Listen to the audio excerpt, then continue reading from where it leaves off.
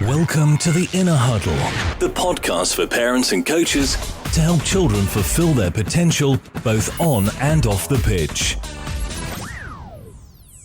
Welcome to the Inner Huddle Series 2, Episode 8. I'm Pez, and he's Geoff. And as normal, we have a list of questions in front of us sent in by you, the general public, from our many different social media platforms and people that we're involved with coaching. And we're going to do our best to crack on through them and add a little bit of value. This episode is sponsored by SR Health, Safety and Engineering Limited, and all thanks to them for doing so. How are you doing, Geoff? Yeah, I'm good, Pez. Good. Again, it's been a few weeks. Yeah, so hello to you and to our millions of listeners. Gazillions, I believe, at last count. When I look it up, it just says gazillions. That's it. Yeah. From all around the world. Wessex. Started first game of the season on Sunday, I believe.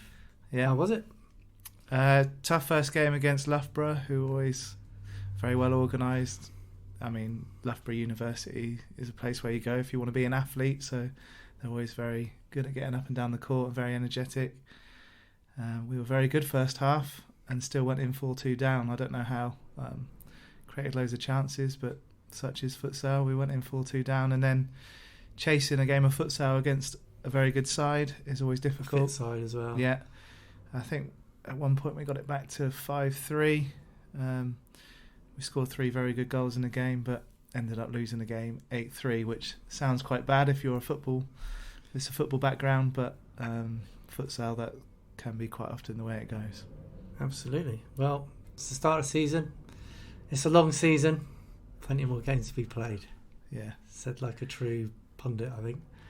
And on, what is it today, Tuesday? Yes. I'm losing track. Monday last night we had our first extra session for the youth players, because a lot of parents and players have been asking could they do more futsal, so we put on a just play hour, so where they turn up and we play some small-sided, small court futsal.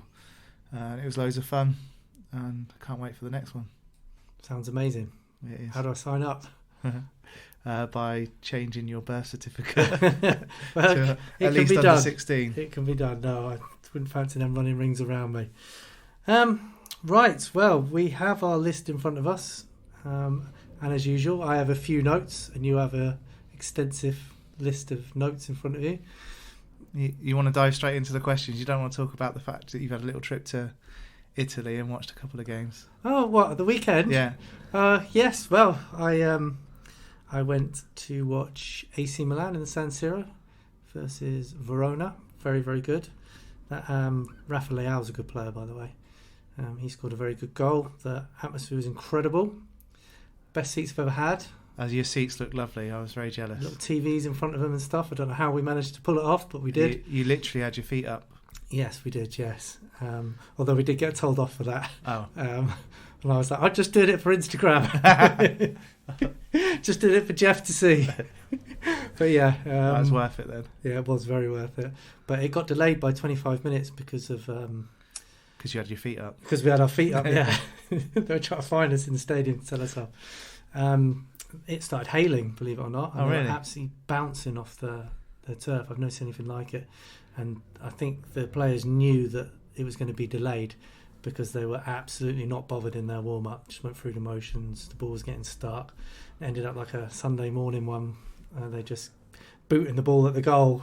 Then they went off, and then it was announced it was a 25-minute delay, which was great. I was in those seats just watching Sky Sports News. And were you undercover, or did you? We were undercover. I think everyone's undercover at that. Oh wow! Except for maybe the very front ones were getting a little bit wet.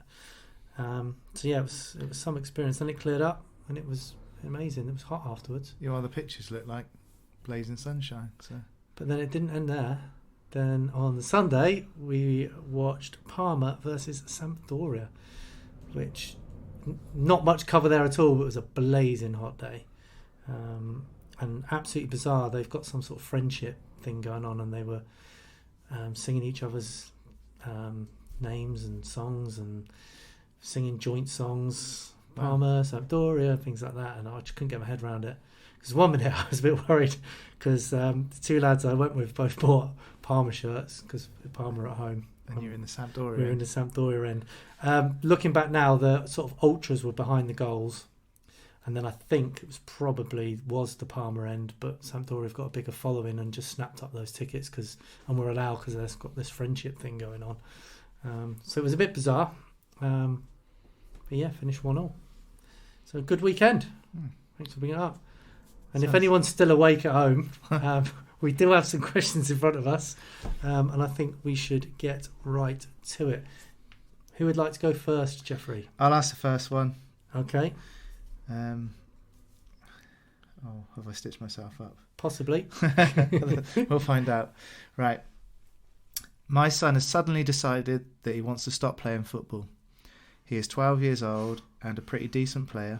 I don't want him to quit, nor do his coaches, but he's made up his mind.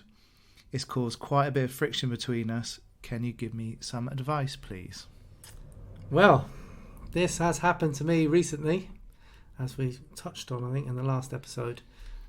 My son just turned 14, decided to quit in the summer, so he was 13, just before he was 14. And it's a very, very difficult one, especially for me, where football's been my life, and he's come to coaching sessions and been part of what we've done at Pezzas for a long, long time.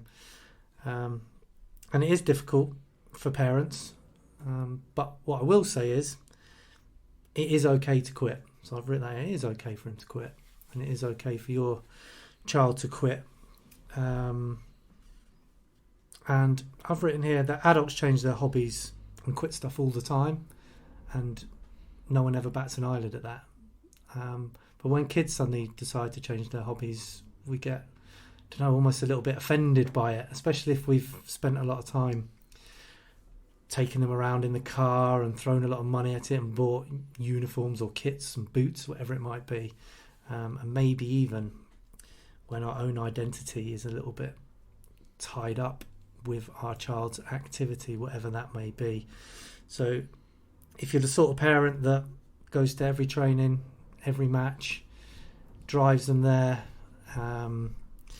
talks about it all the time, your social media posts are all about how they've got on, how the team's done, and it's your topic of conversation with your other friends a lot of the time, and then your child decides that they don't want to play anymore, it can be very, very difficult. It's a change of lifestyle, isn't it?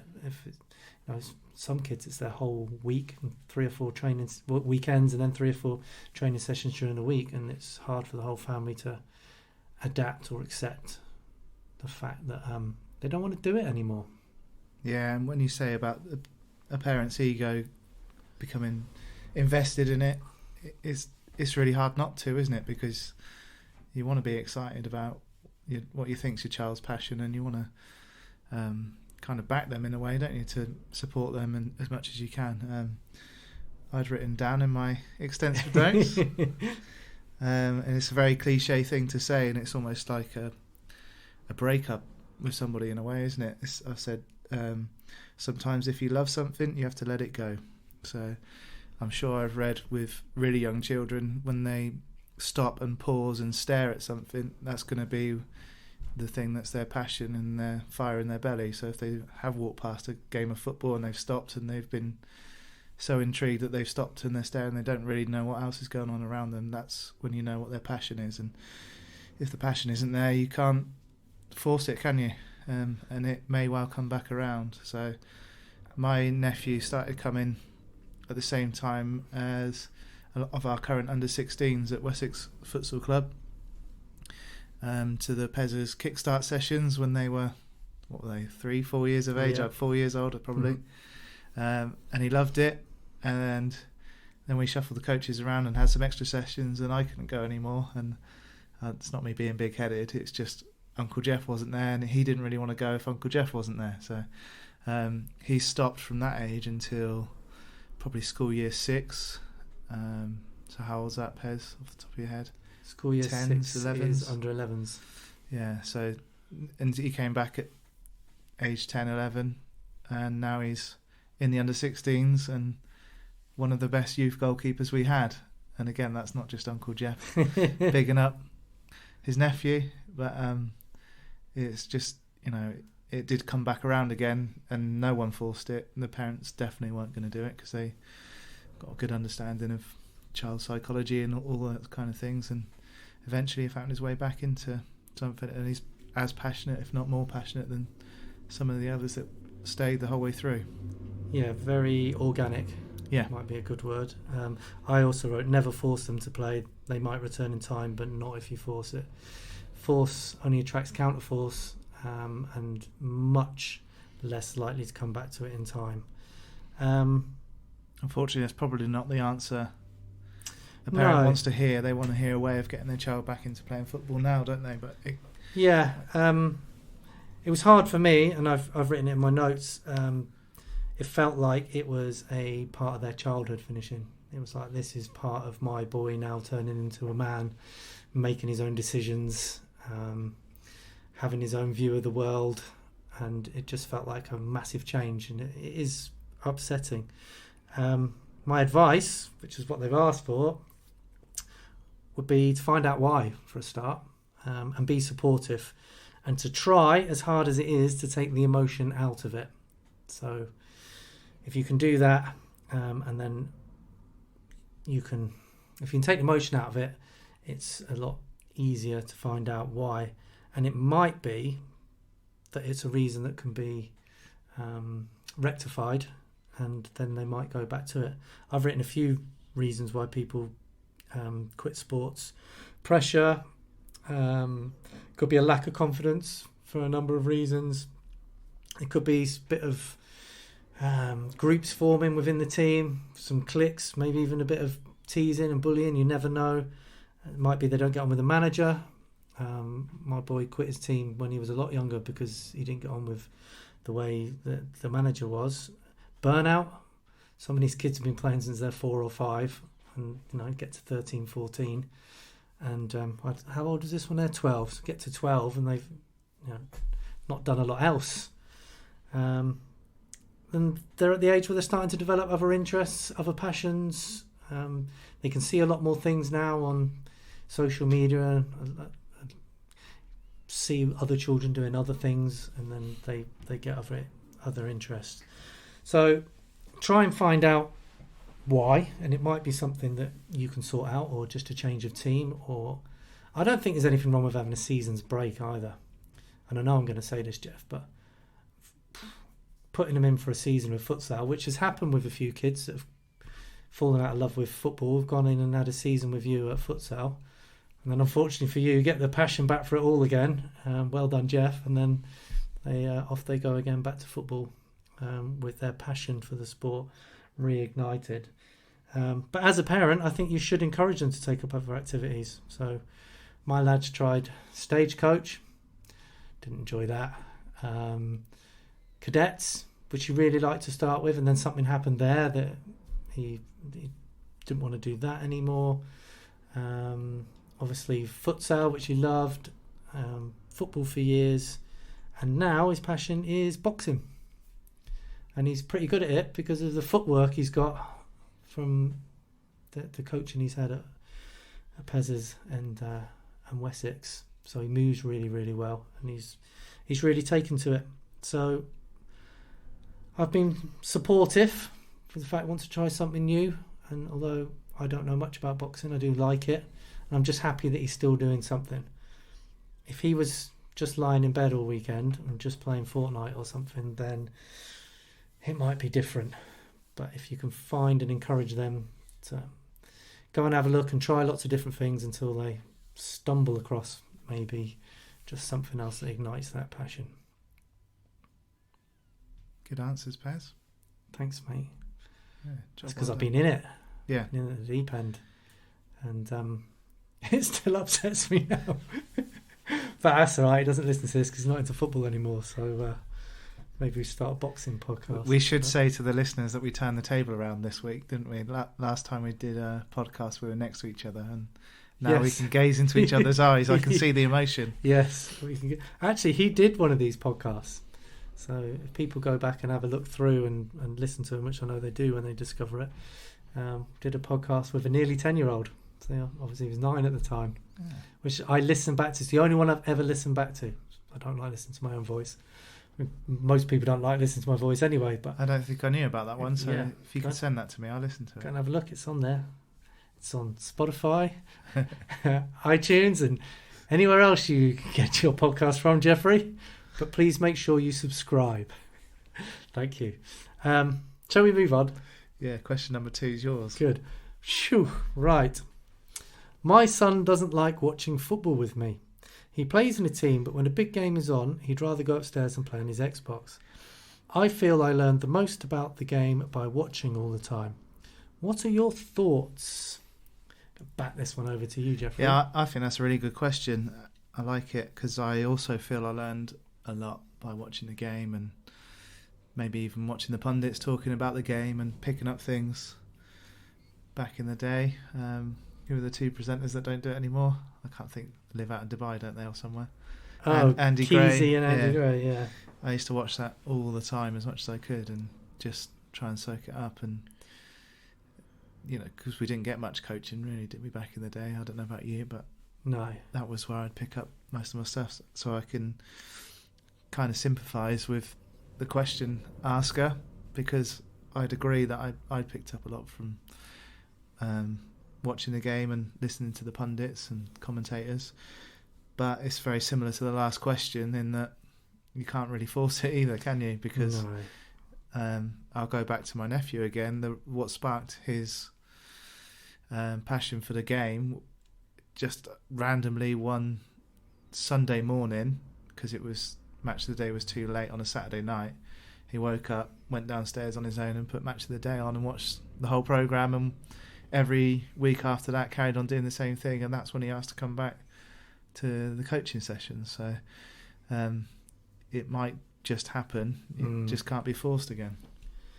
Yeah, I mean, I love watching games with my lad, but it's become rarer. There's just too many distractions nowadays, and even if he does, he's on his Switch or he's on his phone.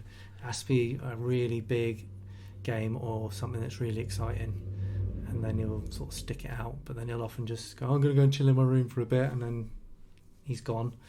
But I have great memories of watching football with my dad till he got to sort of the age I am now, and then just fall asleep for it like I do most games now. Before you know it, you're nodding off. But yeah, you're right, you can't force it, but we all like our kids to be into the same things as us and watch them together.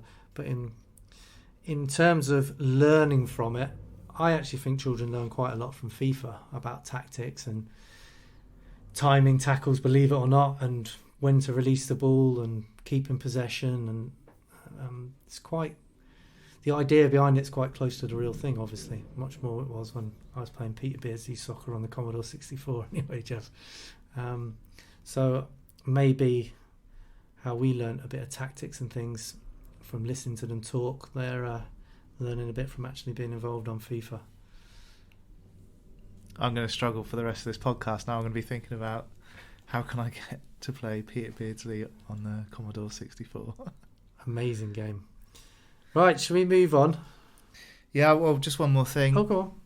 Maybe if you can get to a live game, it might not be Premier League or Championship because of ticket prices and how much travel can cost or something, if that's an issue, but maybe just a local game and just soak in a match day environment and see if that might spark something between, was it dad and son, or was it doesn't actually say, it just says my son.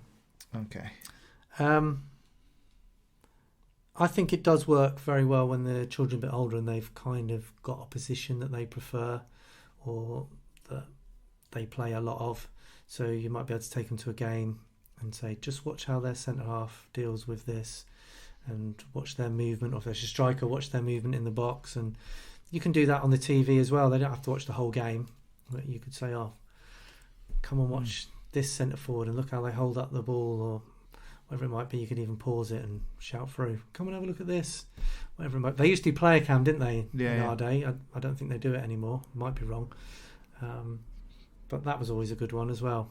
Yeah, it's not a bad idea. Maybe even phrase questions so that you're not leading it. So who do you think's the best player on the pitch, and why, and what are they doing that's different to somebody else? Because that might help to spark it rather than it coming from the parent.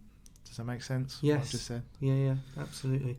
But it's a good way with say like learning how a modern fullback gets forward and gets crosses in the box and all that type of stuff, so that they might learn their role a little bit easier. But for the young ones, it's just about enjoying the experience of watching it with mum and dad and developing a passion for the game. Probably having a burger.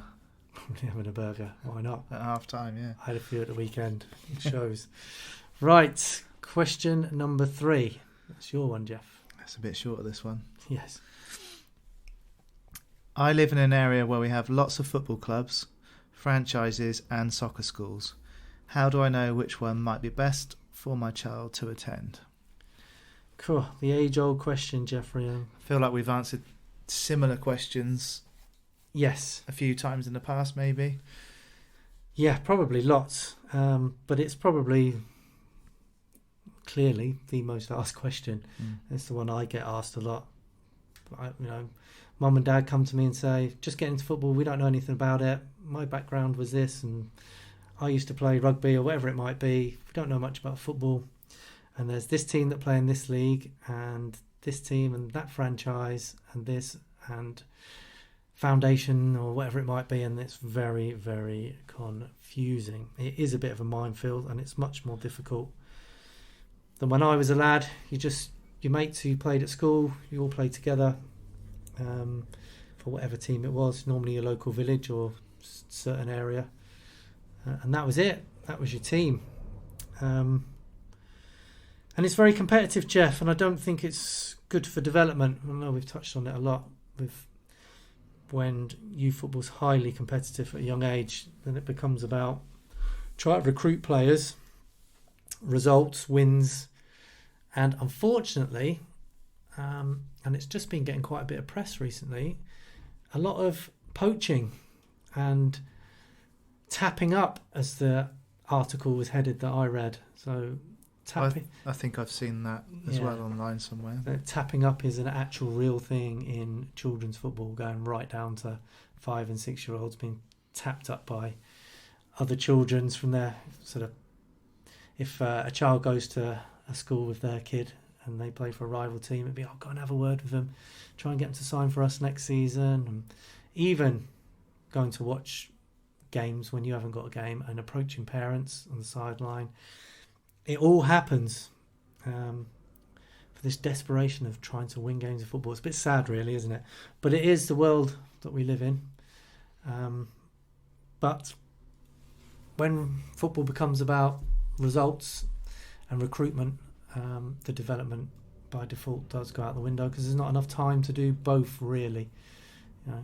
You're recruiting, you're trying to organise a group to win a game of football, and actually working on your whole group's individual needs and weaknesses and individual strengths and bits about the game they need to work on, tends to go out the window a little bit. On the flip side of that, though, just trying to put a positive spin on it. Yeah, I missed a negative. Sorry. I'll have a swig of water. We do live in a time of social media, and we spend a lot of our time slating it because of, we've talked about comparison being a thief of joy when Betsy's been on before, haven't we? And but you can compare and contrast what clubs, franchises, soccer schools are putting out on their social media and see if their messages that they're sending out align with your values that you and the way that you want to bring your child up, can't you? So you could compare and contrast and try and find the best fit from you, as well as speaking. How do I put this? I'm just going to say it. Speaking to good parents out there that are looking for the same things that you're looking for, which is kind of that family feel environment and the nice club that's going to, or soccer schools or franchise, whichever one it is that fits you best, can't you? So you could do some research that you maybe couldn't do in the past. And if all the stuff online is, well done, we won and we scored this many goals and this player got man of the match or player of the match or whatever the terminology is these days, then that might not be the right club for you. It might be the right club for you because that's exactly what you want. I don't know, but yeah, well, I think that's the starting point, isn't it? Find out what you want. What's your end goal? Your end game. And if it's to have a bedroom full of plastic trophies and medals, etc., and Facebook posts and all of that kind of stuff of wins and glory days, and living through your child. You've got a lot full of them, haven't you? Yeah, I've got a lot full of them. Yeah, yeah, I have. Now my sons are all up there next to them in a slightly smaller box. Oh dear! Thanks for bringing that up again, Geoff. Yeah, it's difficult, but find out what your values are and what you want out of it, and then that's a good starting point. And then, as you said, Jeffrey, then maybe go having a look and ask some questions. And maybe don't get fooled by the coaches that are always correcting players and thinking that must be a really good session because the coach keeps stopping them and telling them how it should be, because you think that's exactly what your child wants or needs, and more often than not it's the opposite, isn't it, Pez? Yeah, and don't want to get too deep into it because there's some great places out there and some great people that are involved in these clubs, and if it wasn't for a lot of volunteers, although there's a lot of paid coaches now as well, but if it wasn't for these people, there wouldn't be a game. So don't want to be too critical. My one big thing would be very wary of taking your child anywhere where they release players from a young age. There's no need to release players. Even the pro clubs that don't like it and would love there to be a different way of them doing it. So for someone's dad, what it tends to be, running a grassroots team, has decided that a couple of kids aren't good enough and then says, sorry, you're not good enough for my team anymore because you're not helping us win a game. We're going to hold trials in the summer and you've all got a trial for your places, but we're going to release you. Not good, not right, doesn't sit well with me and my morals. I might be getting old, Geoff, but I don't think any child should trial for their own place in a club. If they've given their time up for you and they're turning up for training and they're doing their best, you need to do the same for them. Do your best by them and stick by them. I know a lot of clubs get around this by having A, B, C teams, and that is a lot better than just releasing them totally. But I don't like it. So maybe avoid teams that are always holding trials every summer for this, that and the other. And it happens all the time, and then kids are trialling for their own place in the team. Because what that does is just builds up pressure for the kids that are there. Then they don't try things because they're terrified of making mistakes. And then they don't develop and fulfill their potential, in a nutshell. So yeah, I don't know if I've said this on previous episodes, but a club, I don't know what the definition of club is, but a club, you should feel like you belong. And everything you've just said there would make somebody feel like maybe they don't always deserve to belong there. So if you're a part of a club, if it's a book club or whatever it is, you should feel like you're involved and you're there as long as you want to keep going, shouldn't you? I don't think it happens in any other activity, hobby, sport that I can think of. I mean, maybe I'm wrong, maybe rugby and things like that it does, but I just feel like once you become under the club's banner, you're part of the family and you're looked after. Not whatever your level is, whatever your involvement is, and it might not even be a player in that sport. It might be you find something else that's your passion, and you might end up commentating for the games, or you might end up filming the games, or you might do help with the admin and the kit wash or whatever it might be. But you should always... It's your club. Yeah. Oh, sorry, you're not coming back anymore because we've just... Yeah. My lad's mate at school scored 20 goals for someone last season. We're bringing him in and you're out. To try and win the local league. Yeah, cheers. Yeah. I mean, I've written here, don't base it on results or what league a team is in, but the quality of training sessions, fairness, friendships and fun. I think that was the end of my extensive notes for that one, Geoff. Cool. Next question. Yeah, I think so. Oh, is it me? Yeah, 4's you. Oh, wow, it's a biggie. I'm glad I'm asking it. Do you think that mindset is more important than talent?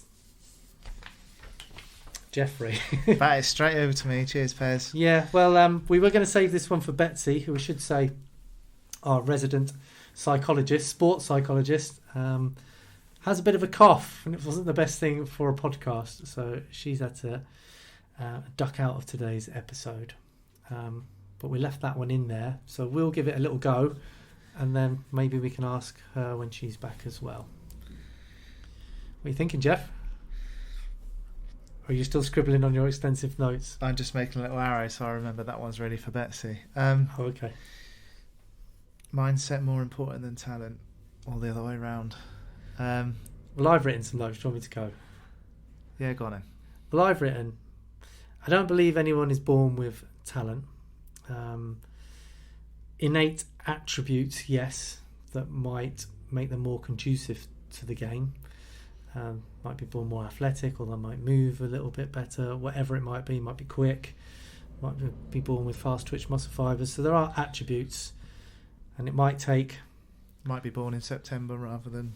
Yes, there's that as well. So you might have, from a young age, had a year's more coaching than people in your own age group. But to be a top player, you have to train very, very hard, and you have to listen, and you have to put the hours in. It doesn't matter if you're talented or not. It might take one player 1,000 hours to become good at something, and it might take a player 5,000 hours to become good at something, or the magic 10,000 hours rule. But that's different across the children. But all of them need to work hard and train. Training's how players get good. And therefore, it takes a good mindset rather than talent, because it takes a good mindset to train well.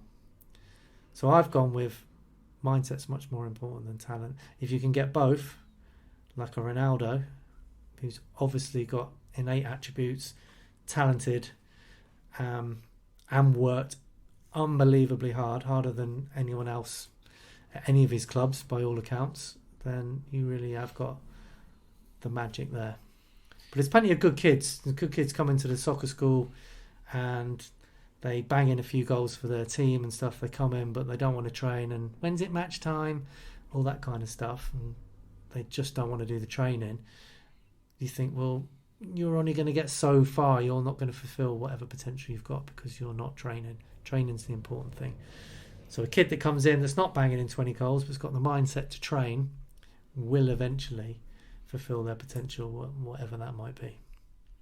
Thank goodness Ronaldo is ugly and not a good-looking bloke. Otherwise, you might be quite jealous of him. Hey, I know. It'd be awful, wouldn't it?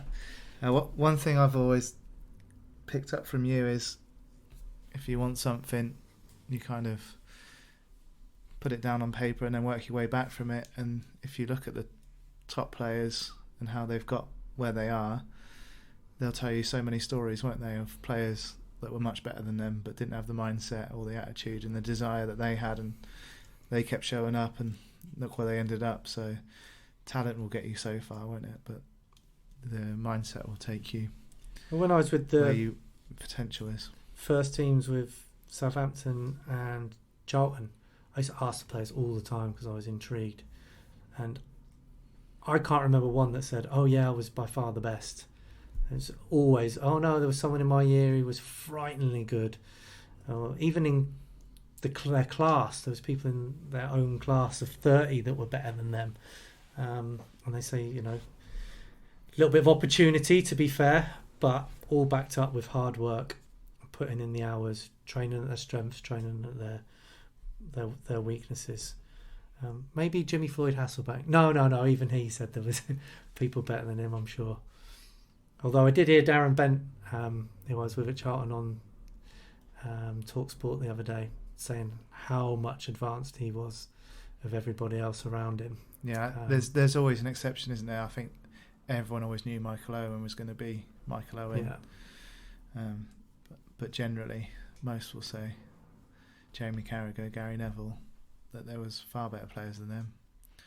Yeah, especially when they've been in the youth game. I mean, I remember when I was with Southampton youth, name drop again, with Gareth Bale, Theo Walcott, that era, they would talk about players from other clubs especially that they were going to go and play that weekend. Just be like, oh my God, I've got to mark this player. He's amazing.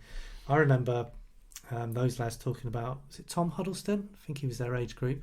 How amazing he was and what a unit he was, and he could do anything with the ball. And and back then Gareth was quite a hard-working fullback, and eventually with hard work and practicing his free kicks and his dead balls and his pace and stuff, he went on to be at one point the best player in the world, or one of the best players in the world. So mindset for me, I've lost what the question is, but yeah, mindset or talent. Yeah, I think, sorry Geoff, I don't want to rant, but I think a lot of parents think that their children are naturally talented, especially if they're playing in a league where they're doing really, really well, and they've got coaches saying, your child's talented, they're doing really, really well, and especially if other teams are going, we'd love your kids come and play in our team, and they'd fit in really well here and they'd help us win the league, and you can't help but getting sucked into that a little bit. And the praise and the adulation is addictive, and training becomes the least of the priority. My advice to parents is training is how you're going to get good. Footballers train more than they play. I think that's a question coming up later, actually. What you just yes, a it little is. bit there. Shall I save my rant for them, Geoff? Yeah, and something in this conversation, I don't know, just reminded me about something from question number 2, which was about watching football with your son, wasn't it? Yes. And I just remembered, whilst you were talking, I've read in the past, but several times recently, Peter Crouch has said it again recently, Tottenham had a fullback, was it Asu Cotter? Yeah. He never even knew which team he was playing against on the weekend. I did hear this. He would just turn up, go to work, which was playing football, and then go to training, and you'd turn up on a match day, and he didn't watch any football, so he knew nothing about the opposition. But even though they've been supposed to study, everyone would say what a player he was, so I wouldn't worry too much about question number 2. But it's just reminded me, I don't know what it was that triggered that, so I just thought that was a good point to throw back in there, which I did mean to say. But well, that's the beauty of long form podcast, Geoff. Yeah. Just go back and forth as we choose. You keep ranting and I'll keep answering questions from 2 questions ago. I just love a rant. It's come in my old age. And there's also growth mindset and fixed mindset that we've discussed many times before. And I think to achieve anything, you really need a growth mindset. So you need to try and encourage your child through the things that you say, you leading by example, etc. I hate that when you say etc. because it's like you've forgotten what you're going to say, but etc. because I forgot what I was going to say. To encourage a growth mindset, and a growth mindset is when a child realises that they're getting out of something what they're putting in. So the energy and the effort and the enthusiasm they're putting into it, they're getting out of it, and that their talent's not just natural. And I see it black and white now in my sessions, Geoff. I can see the split of growth mindsets and fixed mindsets. And the fixed mindsets, when you ask them to do something, will go and kick the ball against the wall or the goals. They don't want to be seen to not be good at anything, because some of these kids are bigger and stronger than the others. They're bowling kids out of the way in matches. They're scoring hatfuls of goals, and everyone's telling them how good they are. And then I'm asking them, well, can you do this? Can you do that? And they can't do it. And they don't like it. Yeah. Do you think mindset. percentage-wise over the years that fear of challenge and the fixed mindset numbers have gone up in your sessions? Massively more fixed mindsets now, because it's harder to undo the damage that's being done with their clubs and the other adults that are involved in their development, and it's not done on purpose.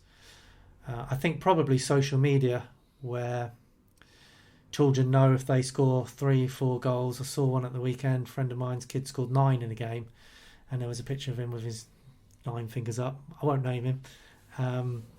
And these kids know that they're being put on social media and things. And so if your kid scored 9 goals at the weekend and then they come into my training session and they can't do something, they can't pass with their left foot or whatever, then they just go through the motions to get through that bit to find something that they can be good at. because everyone's telling them they're good and they can't get it into their head. But I'm a good footballer. I should be able to do this. I don't want people to know I've got a weakness. The kids that are getting on really well and the ones who end up fulfilling their potential are the ones who see training as a challenge and things that they can't do as a challenge to overcome to help them improve. They see a direct correlation between how well they're training to how much they're progressing.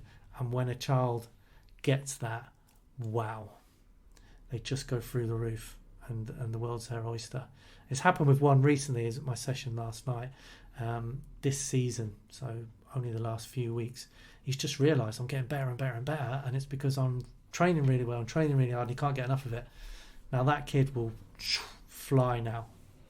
He'll go above a lot of the rest who might be slightly older in the group and have got a good kick and scoring lots of goals and whatever it might be and bullying other kids out of the way, legally obviously, within the rules of the game. But that is so important. I don't know if I've gone on a bit of a tangent there about mindset or not, Geoff. I think this question is kind of the balance and the yin and the yang about what we talk about a lot of the time on phone conversations or whenever we're in. Love a phone chat, don't we? Yeah, and it's that balance between, okay, your child's becoming talented, and that's almost the point where if the parents aren't careful, they almost can take over. And because what you were saying about the parents earlier, I've been saying this a lot recently. It's every child is special, but they're not more special than the next child. So yes, your child is special, but I've got no evidence to back this up, but I don't know if most parents biologically are kind of programmed to think that their child is more special than anybody else's child. Well, there is a stat, I can't remember, it's like 80s or in the 90% of parents think that their child is gifted or special at something. Okay, well, so if they're playing football, probably that stat's the same. So 80-90% of parents think that their child's the best player and they might just need an opportunity to show it or the right coach to bring it out of them, which is one of the reasons why they chase it around and the grass might be greener somewhere else, because they're just looking for that one person that might bring it out of them, because of course their child's naturally so without gifted. Dismissing all the other questions, I think this could be one of the most important ones that we can cover, because Yes. If your child is training really well and then getting really good and then becoming talented, and then you move them out of that environment because you think they're ready for their next challenge or whatever it might be. Well, that happens. They just want to show them off. Look how good my kid's in. And then they forget somewhere on the line, Geoff, that it's the training and that mindset, that's helped them get to that level. And then they stop doing it. It's almost like you can change that open mindset to a fixed mindset. And you're thinking you're helping the child, but actually you're doing the reverse, if that makes sense. Absolutely. And you asked about, has that changed? I think it has. I think there's a lot more fixed mindset. I think a lot of children don't stick around at one club or wherever they're learning their football for as long as they used to. And I think this is one of the reasons that the parents pull them out and get them into a Saturday team, a Sunday team. I think also a lot of parents, how do I put this? Back in the day when I started, when children were with us for 3, 4, 5, 6 years and they got really good, and a lot of them went on to pro academies and things like that because they'd worked hard, they had a growth mindset, and they put in the hours and the effort. I think the parents were a lot more grateful then for the help and support you've given that child. Now it seems to be there's an attitude more of, my child's special, naturally talented, someone would have brought that out in him anyway. If it wasn't you, it would have been someone else. So kind of thanks, but they'd have got there anyway because my child's special and naturally gifted. And now they just need an opportunity to show someone what they can do. And it becomes about, I've got to try and get my child to be in the right place at the right time then for a scout or someone else at a higher level to spot what they already know, that the child's talented. And actually it all boils down to the child's growth mindset and what he's doing at training. That's the the environment and their mindset. Environment and mindset. So, be grateful if you found a decent environment, and maybe don't just pat your coach on the back and say thanks for everything you've done, but my child was going to get there anyway. Yeah, am I sounding bitter and twisted? I don't know. Perhaps I am. We are old and bitter and twisted, Pez. So maybe it's part of our charm. You can be as old and bitter and twisted as you like. I know you didn't say old, but I'll tell you what it is, though, Geoff. I've been doing it so long now, I actually get upset. And I mean genuinely upset when I'm coaching children who I think have got potential, and then suddenly they disappear. And they're going somewhere where they're told, stop, stand still, just doing team football, the individual stuff's gone out of the window. And I've seen it so many times now, and those children not fulfil the potential I know they've got because I've been doing it a long time.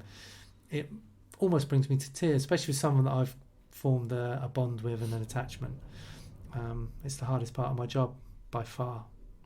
Yeah, well. And the worst part of the job. Same for me, boss. I'll echo that. So, in answer to question number 4, do you think that mindset is more important than talent? We are on question 4. Viewers. Yes, we think mindset is more important than talent. But talent will come in the right environment with the right mindset. And if you've got both of those things, be grateful. Stick at it. There's plenty more about this in my book that's coming out. We're ready to move on. Question number 5? Yeah, cool. I'll get tired again. So we're it's going through it. My turn to read one, isn't Hit me then. Go on. What do you think the future of youth football will look like in terms of developing players, and what would you like to see? Crikey. I have written a few things down here. A bit higgledy-piggledy and not in much order. Things I would like to see. Should we start with that? I would like to see, and we've touched on this, not last one, I think the episode before, more governance for elite leagues and more governance for private coaches. That is something I would like to see, Geoff, so that somebody can't just set up a manufactured team, poach the players, enter the JPL, promise the earth, and just be let loose. I think there should be governments and tiers within that, so you will be categorised, especially if you are charging money. And I'm a paid soccer school, and I'm quite happy for that to happen. So all your safeguardings and stuff, okay, they get done through the FA, but I think it might be even more important when you're calling yourself elite and pathway to pro football and whatever else terminology is used out there. And you're releasing kids. If you're releasing kids, there needs to be governance.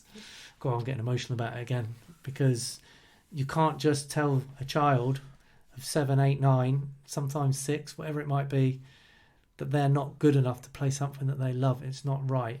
And if you are going to go down that route, you need to know how to do it without affecting that child's mental health. And it shouldn't be, no offence, someone's dad who's been, asked to do the job, deciding that child's not good enough, which can affect that child's mental health. They need some sort of training. And I went out and did a course on children's mental health because I was worried about it, and we've never released a player in our lives. But I just felt it was important to be in the know. And I just think a lot of people just do what they want, Geoff. Private coaches are the same. See, but they're allowed to, aren't they? Because no one is audited. There's no Ofsted. There's no auditing for exactly cowboy coaches doing what they want. There's 16-year-olds out there now. No offence to them, but they've not had a lot of experience setting up one-to-one coaching schools and then getting a nice logo and stuff and bag of balls, a few cones, and then they look for drills on the internet and away they go. But they've got no idea of how to communicate with children. And fair play to mindset. Those young people that are doing that, trying to go and do what they love. But there should be an apprenticeship. You wouldn't have somebody who hasn't got... I wouldn't discourage it. Sorry, that sounded... Yeah, you wouldn't have someone who hasn't done their apprenticeship in bricklaying come and build your house, would you? You just wouldn't. These are your trust kids them. You're trusting them with. Yeah, exactly. They're precious kids. Some people might think, well, it's not that important, but we obviously do, don't we? Otherwise we wouldn't Yeah, be because sat we here know the talking about damage it. that can be done Yeah. to the growth mindset and developing a fixed mindset, mental health, bad habits that they can actually coach into the children. There's a lot more harm that can be done than good with private coaching and elite leagues. So yeah, went in a bit deep there, but some governance and some categorizations and some, what should I call it, inspections, random inspections. I know the child welfare officer, what do I call it, part of the FA, I've seen an email recently saying that to send your details in about where your training sessions are and stuff, because there'll be spot checks to check that the safeguarding and things are all been done, which is brilliant, but it needs to be more. And especially with, I mean, private coaches do what they like. I mean, are any of these private coaches, when they get in, kids come to them, their parents saying, can I have a look at your safeguarding, your first aid, your qualifications, your insurance? I don't think so. Maybe they are. It's all. I've been doing it for years and no one's ever asked me. Yeah. And I've got the lot. I did start at one point making little posters with who the child welfare officers were and things like that. I'm going to get back to that now, actually. I haven't talked about it today, and so everyone's aware who they can go and speak to if they need to. Yeah, and then a register for these places so parents can type in Joe Blogs one-to-one coaching, and it can come up with their qualifications and that they're registered, that they're safe, and also for elite leagues. You get that from being a Cat 1, Cat 2, Cat 3, however they choose to do it. But it can be done. And with the money that's in the game and the money that some of these leagues generate, it should be done. Yeah, no, it's all good points. So maybe they can work towards being a Category 4 or whatever it is, and it has to meet these criteria. Yeah, well, they do in the pro game, and Yeah. why, kids are kids, whether in the pro game or whether they're in grassroots. And these elite leagues are grassroots football. They might say they're bridging the gap between the two, but they're still grassroots, but not governed. Yet they're doing similar things like releasing players like the pro clubs do, but they have psychologists and training and things like that to deal with the possible fallout. So the other part of the question. I've still got other stuff I'd like to see. Okay, sorry. You keep going. I told you I've made some notes, Jeffrey. Yep. And reason I wanted to get that one in there is because you'll love this one. More futsal than small-sided games. So I'd love to see an increase in futsal leagues, money in the game. I'd like to see pro clubs jump on board, and there'll be Liverpool's, Chelsea's, Arsenal's, Tottenham's, maybe even if it's just for some summer leagues. So when we're all dying for our football fix, we can tune in and watch some futsal, and maybe released players from these clubs can play in those things, or trialists or whatever it might be. Get it on the TV, throw some money at it, and then there might be an option for some of these kids to play futsal and earn a living that way, as if it doesn't work out at football, or if they prefer it. I'd love to see a Jordan Matthews from Wessex being able to make his living from it, and if he can make his living from it, he would be able to train more, and then he'd be a better player, and the national game would improve, and so on and so forth. So futsal and small-sided games, because it's amazing at accelerating the development of children. I've put professional clubs helping grassroots leagues. I've talked about this before. So say in our area we've got Southampton Football Club. They could, let's pick a local league, they could sponsor the Tyro League, and they could have coaches that go in and do some coaching for all the teams and form some bonds and some friendships, and invite a team down every now and again to the training ground, whatever it might be, host a tournament there. And that way they also get the pick of the best players, because they're keeping an eye on them, and they don't need to be a rat race and get them all in so quickly. They can monitor these kids for years, and if they release a player, they can have a club locally that they recommend them to, and can still be worked with and looked after by a professional coach. Let's have it right. They've got the money to do this type of thing. Players that get released to be invited to play in leagues under the pro club. So maybe futsal league I've put. So touched on that one already. Oh God, there's more. This is one I really, really like, Geoff. Controversial, but in future I would like to see football training become more like boxing gyms, and I'll explain. So players working on different aspects of their game individually.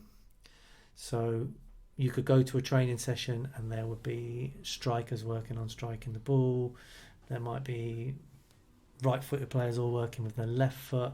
There might be players who are working on their fitness. There might be players working on their fast feet and movement. Might be players working on ball mastery, rotating round, however it might be. I mean, I go pick up my lad from boxing and there's lads doing pads, there's lads sparring, there's lads doing the speed bag, the heavy bag, skipping, all different aspects that's going to help them improve individually. I think in 50 years' time we might look back and go, God, we were in the dark ages back then. All these kids were just thrown in to play team football and learning on the job, which is what they're doing. As soon as a kid's into football, under sevens, go and play.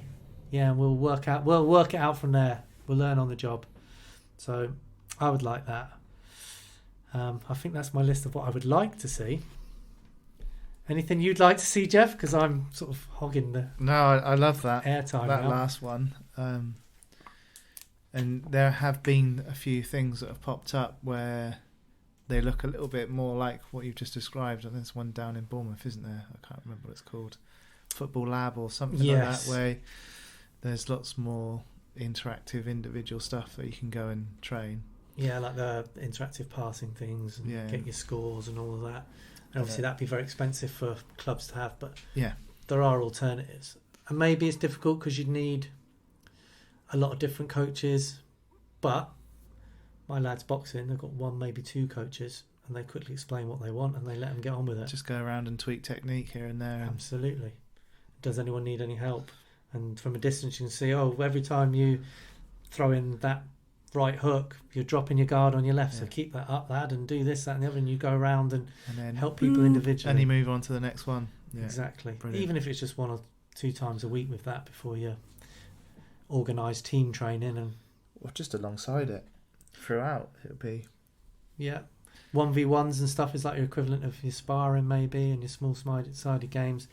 I just think football training could be maximised, or the time could be maximised so much better than it is.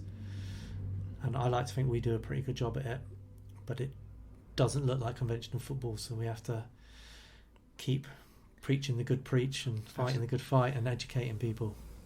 Write a book and do a podcast to explain it. Yeah. Who'd have thought it? Maybe it'll work. Who knows? What was the question? What do I think will happen? What would I like to see? So that's what I'd like to see.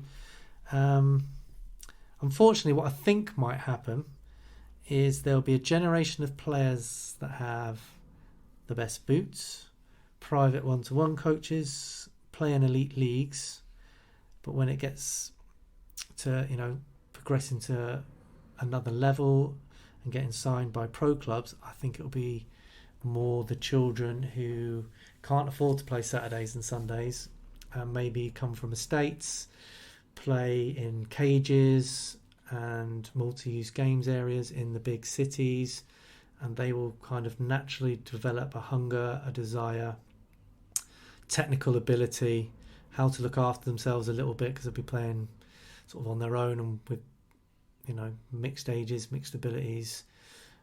So they'll become strong, adaptable, savvy, if you like, very intelligent, football-wise, sort of street savvy, if you like. And it might be that more children come from that environment in future to become professionals or professional academies than the children that have got all the advantages, if you like. So street smarts and nous over all the gear, no idea. That's what you're saying. A little bit. Yeah. But it's a difficult one because I wanted my kids to have the best boots and all that. You've got to get the balance right. But I just think that children now with all the advantages lose something. You know, in our area, if you play for a nice little village team and everything's nicey nice and you've got all the best things, you're playing Saturdays and Sundays, and then you've got these children who might not have a lot from Southampton inner city and London's and Birmingham's and Sheffield's and wherever it might be, Liverpool's, Manchester's, I think Newcastle's, the list is endless. I think they will eventually possibly be the hotbeds for players signing at pro clubs. Might be wrong, obviously. I often am, Jeffrey, believe it or not, but it's just how I think it might go. And one thing I think that will happen in the game, which sort of touched on, but with pro players, I think in 10 years or so, most players will have a personal coach, technical coach.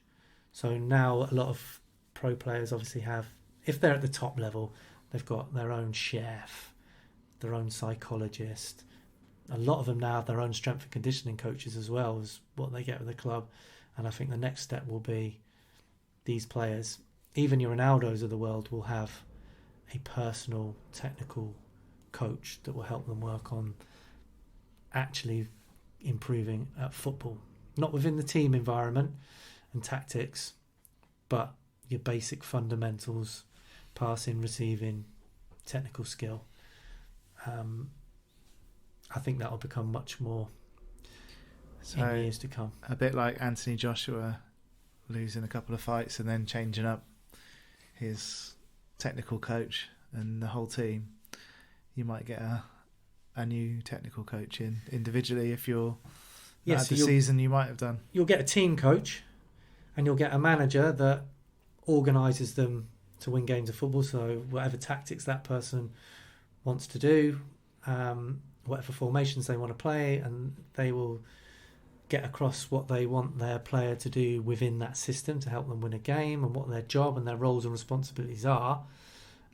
The coach will help coach that, however they do it. But then there'll be another level where I think those players will have individual technical skill coaches from whatever position. Goalkeepers almost do already. Yeah, so they do separate training away. I imagine now, it's been a long time since I was in first team pro football, but they might even have footwork coaches now because it's become so important. Players are getting dropped from teams because they can't play out from the back. David De Gea, not great of his feet, can't get a club. Ramsdale at the moment, I think they believe that Ray is better with his feet, which might fit into the system of playing out of the back better. It's become a real problem for keepers. They've been amazing at what they do for years and keeping the round thing out of the net, and now they've got to be footballers as well. So I imagine they're starting to get technical skill coaches as well.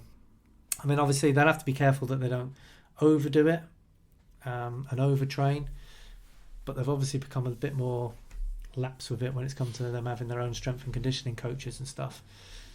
And they'll have their own therapists, masseurs, everything.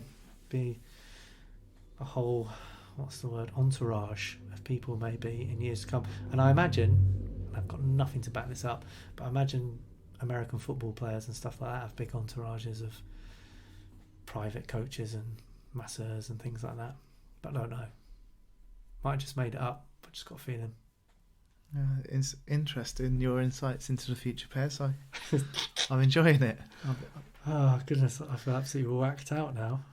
Shall we move on before I waffle anymore? Well, I was just going to say, you said about the keepers playing out from their feet, with their feet and stuff, and I don't know if you heard Pep Guardiola say the other day about someone asked him what he thinks the future of football will look like, and he said about he thinks goalkeepers will actually literally come out and play to create overloads, which is very futsal and go and fly goalkeeper in futsal, isn't it? So obviously having been involved at Barcelona so much and them being more than a club and having their hockey stadium and their futsal stadium next to Camp Nou or on the same grounds, really, isn't it?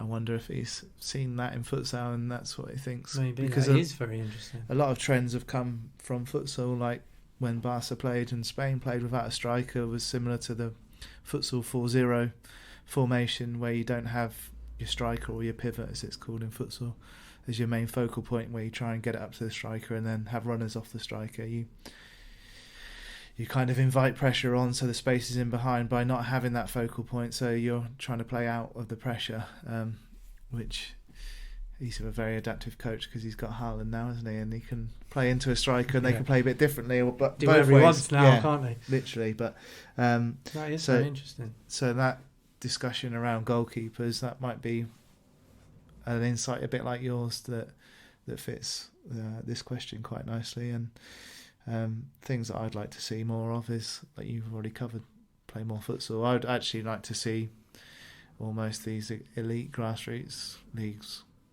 disappear and just do futsal, and that'll be very controversial. But if kids played futsal from the earliest ages, whatever they start at, all the way through to under 16s, like they do in Brazil and then and wherever else, then you'd have technically very good football players if they want to go and play football, but you'd also have a great futsal hotbed if they wanted to carry on playing futsal, and the sport would grow, and you'd have two pathways that could be equally as attractive, or almost as equally as attractive to play. Unfortunately, it's just not in our DNA, is it? It's going to take a long time to for people to view futsal as more important or part of our culture. So Brazil, Spain, Portugal, maybe some other nations, it's sort of, they've grown up playing it. It's part of their DNA. It's what they do. They don't bat an eyelid at it. Over here, we're kind of sort of started from scratch a little bit.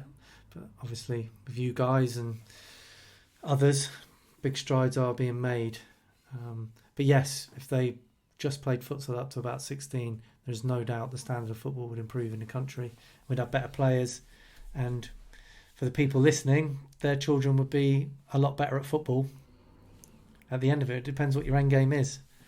Yeah, I'd love to see schools do futsal. So, do schools really need to do football when kids are playing most nights of the week in their clubs and at weekends, Saturdays and Sundays? If schools don't really need to have schools teams anymore, because that used to be a thing, because not everyone got to play in clubs outside of school, I think, really, wasn't it? And it used to be a bigger deal. We used to play quite a lot, probably back in the day. Did you play for your school quite a bit?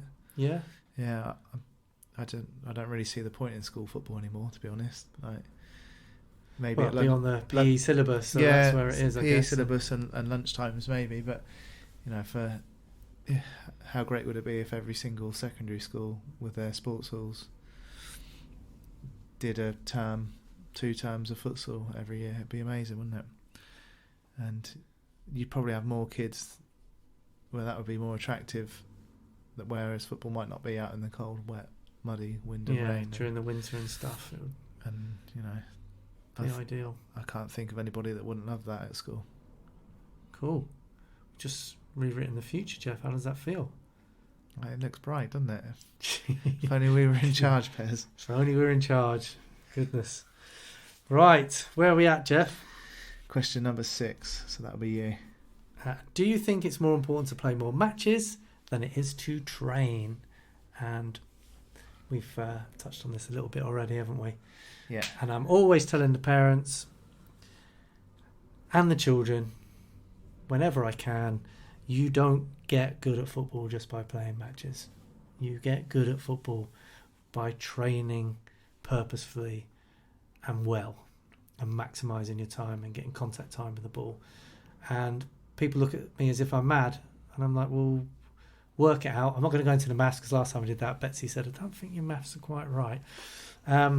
But if you broke down how long your child is on a ball in a match, and it obviously varies how many aside there are and how long those matches are depending on age groups, but it can be between maybe 1 minute and 3 minutes, something like that, in a match. If your kid's one of those who doesn't like to pass and a bit of a ball hogger, maybe slightly more by a few seconds, but you're averaging out the in-play time of the ball, which isn't that much, because it spends a lot of time out, especially in youth football. It's out for throw-ins, corners, goal kicks. You average out amongst the team and you'll be horrified how little time your child gets on the ball. And like I say, it could be, with under 7s, under 8s, about a minute per match. So you're playing Saturday and Sunday and you think you're getting all this football, but actually your kid's had 2 minutes, maybe 3, contact time with the ball, which is not good enough to develop the skills and the techniques and the decisions needed to reach the level that they are possibly capable of. It's just mathematics, Jeffrey. Yeah, I think on the last episode that we did, you talked about a player where you were commentating on them and asked them to pop it off, as in play a backwards pass and did a Cruyff turn. I think around that sort of time, we still do, but we were doing freestyle warm-ups where the kids, it was me and my ball, and one day you asked me to count one of the players' touches, which was a song. They'd freestyle for one song. Could be 5 minutes, who knows, but I counted and it was over 500 touches of the ball. Just them playing, doing what they wanted, using the insides, outsides, toads, both feet, top scanning, of their foot laces, heels. So yeah, both experimenting, feet. exploring. Yeah, and it was 500 touches. And now you could even argue, if they're not touching the ball and they're doing a fake or a step over or a shimmy, they're getting a football specific movement in as well. So it's probably talking thousands of football movements, maybe not just touches, which is important to think about as well. And I know some people argue, well, if you don't get the ball that much in a game, you need to be working out what you're doing off the ball just as much. But I think it's the other way around. But that stuff's easier to learn. Yes, it is, but also if you only get it that few times in a game, you need to be really good with it, or the best you can be with that ball when you get those moments in a game. So you need to practice me and my ball, maybe me and my ball and my mate, a lot more. A vicious circle to the bottom, isn't it? Because if they're not getting enough touches on the ball, they're not improving. So when they get it, they're going to lose it, or they're just going to hoof it away. And then they're getting even less time on the ball. So there's other players that might be getting better training or more training that are just accelerating past these other children who might have more potential than them. We're only discussing this question as in our training environment that we know as well, aren't we? So yeah, there might be some training environments where they'd be better off playing matches than doing the training. Well, yeah, I mean, if training's doing 20 laps of a pitch, like in my day, and then a few exercises, a little bit of maybe 2 people in the middle of a circle trying to get the ball from you, and some shooting at goal off the coach, and then straight into a match, then... If your matches are training and matches and they're 2v2s and 3v3s and 4v4s, then maybe that is better than doing training if it's 11v11 on a massive pitch where it stops, stands still, and when the ball's there, where could you be? And everything's about maximising time and purposeful touches of the ball. So as a parent or a coach, you can look at everything and go, is this maximising time? Is my child in a queue? Is my child sat out a lot? How much contact time are getting? Is it purposeful contact time with the ball? That's for the training, obviously. And then match time, just maybe have a little count up next time, how many times they get at the ball. Maybe be your thing for the next few matches. Work out how many times they touch with their right foot, their left foot. How many decisions have they had to make? And then take them to a futsal session and see if they get as many touches and as many actions, and compare that as well. That would be great. Affordances for action, I think we call it in the skill acquisition world. Just opportunities to make decisions, which you only get in where you've maximised that with small-sided games. You get in futsal, you get more affordances for actions, opportunities to make decisions, whereas in a lot of matches that these children are playing in and learning on the job, they don't get that many opportunities for making decisions. If they do, it's normally the manager shouting out at them what they should do.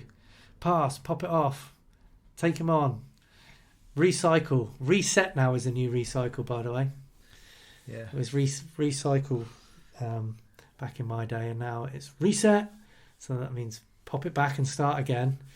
And these kids are becoming very robotic, and they're not having as much contact time as they need to actually get good at football. So, answer to the question, it is miles more important to have good quality training and contact time with the ball than it is to play matches. But if your training's rubbish, play matches. But make them small-sided so Yes. there's more affordances for action. Yeah. God, I hope we don't confuse people more with that. Yeah. I don't know. Let's hope not. Shall we do one more question? Okay. Save the Question rest. number 7 to finish on. Yeah. Yes, and then we'll carry the other 2 over to 2 or 3 over to the next Right. session. So hopefully Betsy will be available for. Take the pressure off us, Geoff. I'll read this one. Go on, mate. It's a Fire long away. one. It's maybe the Could take first a while. first time ever it's sent in to me. There might have been some in the past actually, but this one came in this week, didn't it? Yep. Please, can I have some advice? Before my son started playing futsal, he was a very steady footballer. He would work hard, win the ball back, and look for the best pass. He very rarely put a foot wrong, but never really did anything to stand out. Since futsal, he's become a lot more confident on the ball and is happy to try and beat a man. However, he will now at times get himself into trouble during football matches by trying something new. Is that a normal part of his development? Yes. And that has been the episode. Well, it was asked to you, so what are your thoughts on it? Oh, go on, just talk for a minute. I was going to get my reply back up. Oh, yeah, because you actually sent it through, weren't you, to answer, and you've answered it. I think this young lad has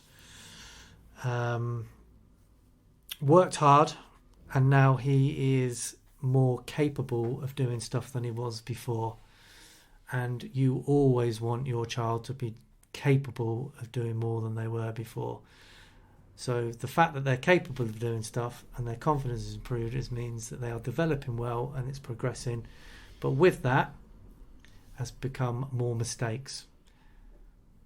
And I wouldn't be worried about those mistakes because those mistakes are learning opportunities. I don't know if this person has sent us in because they're frustrated because they're making more mistakes and their decisions aren't great at the moment at this stage, or whether the child's getting some heat from somewhere, either other parents, players, or the coach or manager of their team for giving the ball away in areas they shouldn't. That, Jeffrey, can be quite easily rectified by a coach saying, love what you tried there, but maybe don't try it there. Try it here, and with this in mind and this purpose. And it goes back to what you said before about maybe getting into boxing training. If that child's trying something that's not working, you could then at training get them to work on it with another player maybe, or someone else. So yes, it's all part of their natural development. You don't want to teach kids to be average, do you, Geoff? No. When I say average, you can do average really, really well and people make careers of it, and that's great, and you should be able to do the basics, fundamentals well. And I've been on this podcast many times saying those are the players you want, but you also want them to be capable of moments of magic. And I think, not on purpose, but I believe that gets coached out of a lot of kids, those moments of magic, because everyone wants them just doing the basics and not making mistakes, not giving the ball away, because that can lead to giving goals away and everyone wants to win. I would just be delighted if my son had the confidence to try the things and the ability to try those things, and then they're not always going to get it right. I mean, if your kid, going on one again, Geoff, sorry. If your kid is learning to play the guitar, you don't want them to just always play 10 songs that they've learned. Or just be able to do the chords. Or just be able Go to do up and the down through chords. the chords. You know, at some point, you want to go, right, you've gone through that music book, that sheet music, you can play all 10, 15 of those songs. You know all the chords. At some point, your child, to get to the next level, has to be allowed to experiment and explore for themselves what works and what doesn't, and what type of musician they are or guitarist they are. Otherwise, they'll end up playing those 10 songs in a cover band one day, or just quitting because it's become boring. They need to be able to make that music by experimenting, exploring the possibilities, making a ton of mistakes. But unfortunately, practicing the guitar in your bedroom or with a band, you can make mistakes.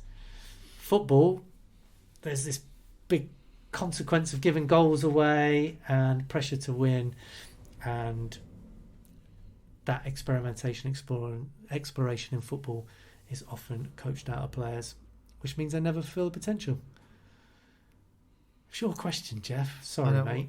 That's pretty much what I sent back as my answer, honestly. Sorry, buddy. I am. My passion sometimes takes over. I think I'd said I'd rather have a Leo Messi in my team than the player that can only pass it sideways and backwards and doesn't make any mistakes. So. What, Leo Messi that statistically gave the ball away more times than any other player in the Liga when he was there? I didn't quite that stat back, but I've never once been disappointed with this lad at Wessex and a decision they've made, if it's right or wrong, because there has been moments of magic where players are getting nutmegged. I know this lad obviously very, very well, and you've got one video of him doing some crazy move because he's allowed the freedom to do it. Was it a training match or was it a training match? He's doing it all the time at the moment, so, and lots more to it. Yeah. I mean, would you rather your child, I don't know what I would rather, my child was capable of doing those things, they just were choosing to do them at the wrong time? It makes that will come with experience and time. It makes my Saturdays and it makes my Thursday nights and now Monday nights. It makes it special. It's why you get out of bed at whatever o'clock in the morning to go and do these sessions, isn't it? And don't seek average.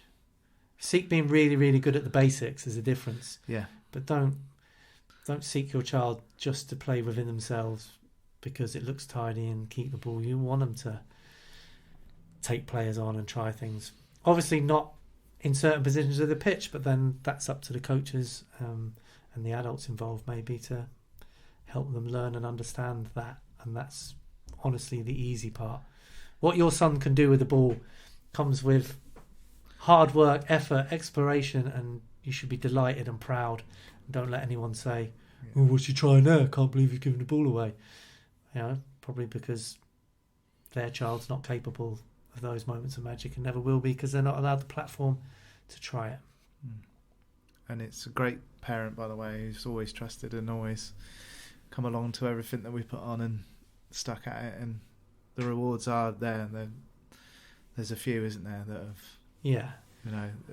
We complain about the ones that do go and the potentials, but there's plenty that do stay, and you do see their potential coming out, and you think, wow, thank goodness, this is why we do it. So thank you. Can you imagine if they'd stop playing at 10 or 11 and you think, look at what they can do now and how amazing they are. Yeah. And they're better than we ever were, and that's what you want as a coach. Yeah. And there's a whole group of under 15s and 16s right now there's loads. So I'm really happy that there's plenty that have stuck at it and very grateful. Cool. Well, I think we've added a little bit of value to however many questions. 7 was it today? Yeah, I think it was 7. Right, so we're going to leave it there. Yeah. Cool. Football's not that important, is it? It's just not that important, Geoff. It really is. You'd think it was by the amount of effort we put into this. If anybody out there has got any questions, because a lot of the ones we get in are from people we know and involve children we know, but if you're a bit further afield, did we have one from Norway or Denmark or something not that long ago? Yeah, which I completely misread. Yeah, we completely misread. But anyway, from wherever you are in the world, send us in a question. All of the contact details and email address and stuff is in the show notes. Please do subscribe and share because it really does help us to grow the podcast. And as always, never forget, football isn't that important, but children are. And we will see you next time. Thanks, Geoff.